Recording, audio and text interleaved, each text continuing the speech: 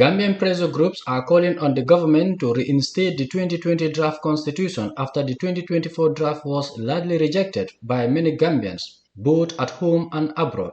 During a protest in Banjul led by the Coalition of Progressive Gambians, many participants expressed their discontent with the newly gazetted 2024 draft. They argued that the 2020 draft should be amended in Parliament as it was created under a legal process mandated by the Constitutional Review Commission (CRC), following extensive public consultation.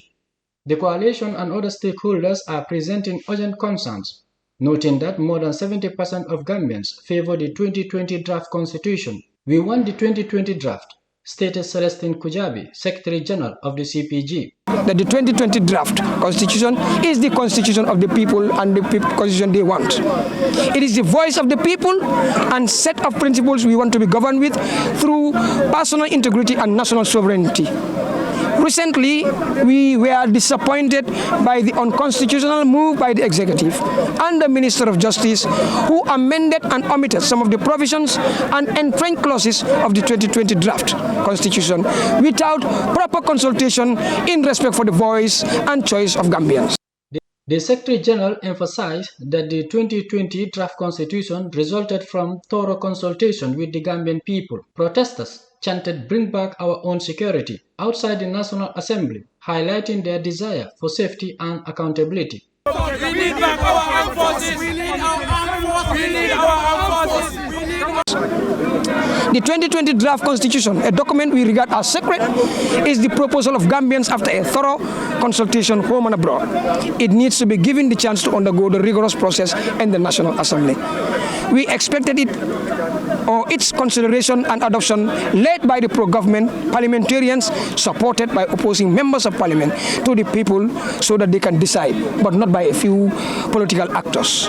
Highlighting their concerns was submitted to the Deputy Speaker of the National Assembly, Honorable Sidinjai. One protester remarked that youths are the backbone of every country, yet many are dying in the Mediterranean, suggesting that the government is not doing enough to address this issue. Day and night. Just 2 days back, we lose 44 Gambians. We never see the president come out and more about it. He never more about nothing. He don't care about our youths. He don't care about the youth of this nation. All what he cares is about his family and the. Dr. Biram Jai stated that Gambia should be in its third republic, noting that numerous times former President Jammeh abused the 1997 constitution to serve his interests. I can overemphasize it's a total dictatorial constitution. Gambians should be aware that Jammeh adjusted that constitution 50 times to suit his needs. If Jammeh was still in power, the Gambia would have been probably now a kingdom. A kingdom. And what a kingdom is, there's no more elections.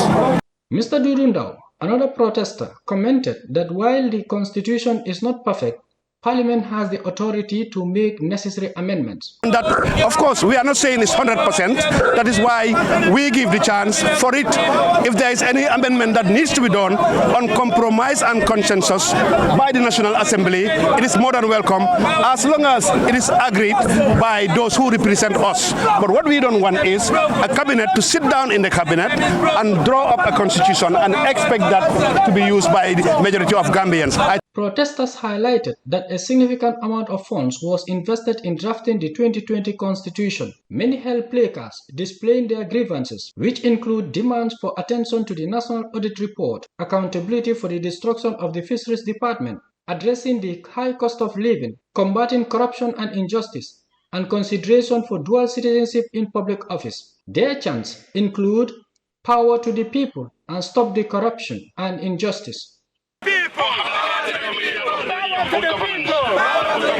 Reporting for N24, I am Lamin.